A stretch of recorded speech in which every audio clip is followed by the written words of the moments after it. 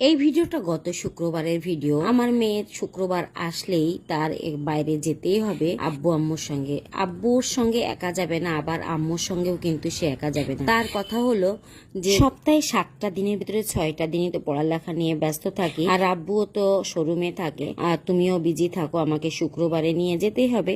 আমার ছেলেটাও সেম এইরকম ছিল, সেও সেই শুক্রবার আব্বু আম্মুর সঙ্গে ঘুরতে যাবে। আর মোটরসাইকেল চড়ার তো খুবই তার নেশা ছিল।